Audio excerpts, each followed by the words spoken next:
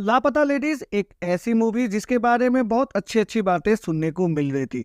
वैसे जब ये मूवी रिलीज हुई थी, ये मूवी तो मेरे शहर में इसको थिएटर में लगाया ही नहीं गया था, तो रिलीज के समय इस मूवी को मैंने नहीं देखी थी। लेकिन अभी हाल ही में इस मूवी को नेटफ्लिक्स के ओटीटी प्लेटफॉर्म पर रिलीज कर दिया गया है। तो कल समय निकालकर इस मूवी को मैंने देखा, क्योंकि बहुत सारे लोगों ने इस मूवी के बारे में काफ़ी अच्छी अच्छी बातें बोल रखी थी। तो काफ़ी ज़्यादा एक्साइटेड था, और इस मूवी को देखने के बाद मुझे लगता है जो मेरी एक्साइटमेंट लेवल थी, जो इसकी रिव्यू मिल रही थी, वो वाकई में काफ़ी ज़्यादा सही थी। क्योंकि ये मूवी इतनी अच्छी तरह से बनाई गई है जिसके बारे में मैं आपसे कह नहीं सकता। तो मेरे हिसाब से इस साल की अगर हम बातें करें बेस्ट मूवीज़ की, तो अभी तक साल 2024 में जितनी भी मूवीज़ रिलीज हुई है, तो उनमें से ये अभी तक की one of the best movie है। लापता लेडीज की अगर हम स्टोरी की बातें करें, तो लापता लेडीज की स्टोरी है 3 कैरेक्टर्स की, दीपक, फूल और जया की। अब दीपक की शादी होती है फूल के साथ, और फूल को लेकर जब दीपक अपने घर आते रहते हैं, तो रास्ते में ही उनकी जो दुल्हन है वो चेंज हो जाती है।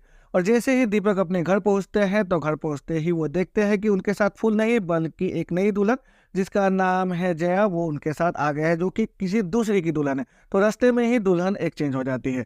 अब इसके बाद जो सिचुएशन क्रिएट हो जाते हैं, इसी को लेकर पूरी की पूरी स्टोरी लिखी गई है। तो अगर हम बातें करें स्टोरी की, तो मेनली 3 ही कैरेक्टर के बीच ये स्टोरी घूमती रहती है। अब जब फूल गुम हो जाती है, तो फूल के गुम हो जाने के बाद दीपक फूल को ढूंढने लग जाते हैं। तो इसी के बीच जया की जब एंट्री होती है दीपक के घर में, तो उसके साथ किस तरह से जया की जो लाइफ है वो चेंज हो जाती है, किस तरह से जया एडजस्ट होती है दीपक के घर में, और क्या वाकई में लास्ट में एक फूल मिलती है दीपक को, या फिर जया के साथ ही दीपक को रहना पड़ता है। इसी को लेकर ये स्टोरी की जो क्लाइमैक्स है, इसे लिखा गया है। अब अगर हम स्टोरी की बातें करें, तो स्टोरी तो काफ़ी ज़्यादा सिंपल है, लेकिन जिस तरह से स्क्रीन पे लिखा गया है वो काफ़ी ज़्यादा अच्छी और काफ़ी ज़्यादा फास्ट पेस लिखी गई है, जो कि काफ़ी ज़्यादा रोमांचक भी मैं कह सकता हूँ। क्योंकि जो स्क्रीन प्ले है वो हमें अपने सीट पर बनाए रखती है, और जिस तरह से सिचुएशन क्रिएट किए गए हैं, कभी सिचुएशन में हमें हंसी भी आती है, तो कभी कभी जो सिचुएशन है उसमें जो ये 3 कैरेक्टर्स है उन पर हमें दया भी आ जाती है। तो इस इतनी अच्छी तरह से जो स्टोरी लाइन है, जो स्क्रीन प्ले है, वो लिखी गई है इस मूवी की। एक्टिंग की अगर हम बातें करें, तो यहाँ पर जो 3 कैरेक्टर्स हैं, मेनली दीपक का कैरेक्टर उसको प्ले किया है स्पर्श श्रीवास्तव ने, जिसको इससे पहले हमने जमतारा वेब सीरीज में भी देखा था, और उस वेब सीरीज में भी उन्होंने काफ़ी अच्छी एक्टिंग की है।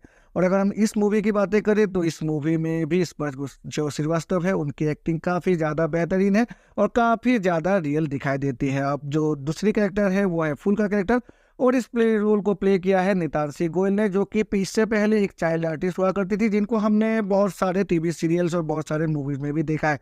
और उन्होंने भी अपनी जो कैरेक्टर है उनको काफ़ी अच्छी तरह से प्ले किया है। अब जो तीसरा कैरेक्टर है वो है जया का कैरेक्टर। इस रोल को प्ले किया है प्रतिभा रांटा ने, और उन्होंने भी काफ़ी अच्छी एक्टिंग की है, अपनी जो कैरेक्टर है उसको काफ़ी अच्छी तरह से निभाया है। इन तीनों के अलावा भी एक और कैरेक्टर है जिन्होंने अपनी छाप छोड़ी है इस मूवी में, और वो कैरेक्टर है इंस्पेक्टर श्याम मनोहर का। और इस कैरेक्टर को प्ले किया है रवि किशन ने, और उन्होंने आउटस्टैंडिंग प्ले किया है इस कैरेक्टर को। जिस तरह से इस कैरेक्टर को लिखा गया है बखूबी उन्होंने निभाया है इस कैरेक्टर को। एक ऐसा इंस्पेक्टर जो कि काफ़ी ज़्यादा समय समय पर कॉमिक भी हो जाता है, काफ़ी ज़्यादा सीरियस भी हो जाता है, और जैसे देहात गांव में जो इंस्पेक्टर्स होते हैं उस रोल को उन्होंने इसी तरह से प्ले किया है। इस रोल को पहले तो आमिर खान प्ले करने वाले थे, लेकिन इस फिल्म के डायरेक्टर जो कि किरण राव है, उन्होंने फाइनली इस रोल को रवि किशन को दिया, और रवि किशन ने अपनी जो रोल है उस रोल को कम्प्लीटली जस्टिफाई किया है इस मूवी में। जब जब वो निकलते हैं, उन्होंने अपनी जो कॉमिक टाइमिंग है, अपनी जो एक्टिंग पावरनेस है, उसको दिखाया है इस मूवी में। अब इस मूवी में हमें दुर्गेश कुमार भी दिखाई देते हैं, जो कि काफ़ी ज़्यादा पॉपुलर हो चुके हैं पंचायत वेब सीरीज से। इनके अलावा भी जो छोटे छोटे कैरेक्टर्स हैं, उन कैरेक्टर्स को जिन भी एक्टर्स ने प्ले किया है उन्होंने बखूबी प्ले किया है। तो यहाँ पर जो कास्टिंग डायरेक्टर है उनको मेरी तरफ से एक कंप्लीट थम्स अप, जो भी उन्होंने कैरेक्टर सिलेक्ट किया है, जो भी उन्होंने एक्टर्स को सिलेक्ट किया है। अब इस मूवी को प्रोड्यूस किया है आमिर खान प्रोडक्शंस ने, और इस मूवी को डायरेक्ट किया है किरण राव ने, जो कि जाने जाते हैं इसी तरह से रियलिस्टिक मूवी बनाने के लिए। तो ओवरऑल अगर हम बातें करें लापता लेडीज की, तो लापता लेडीज एक काफ़ी अच्छी फील गुड मूवी है, जिसको आप पूरे परिवार के साथ बैठकर देख सकते हैं। काफ़ी क्लीन मूवी है, जो हमें हंसाते हंसाते हुए छोटी सी एक सोशल मैसेज भी दे जाती है अंत में। तो लापता लेडीज एक मस्ट वॉच है अगर मुझसे पूछा जाए। तो अब मिलते हैं अपने अगले वीडियो में, तब तक के लिए goodbye and take care.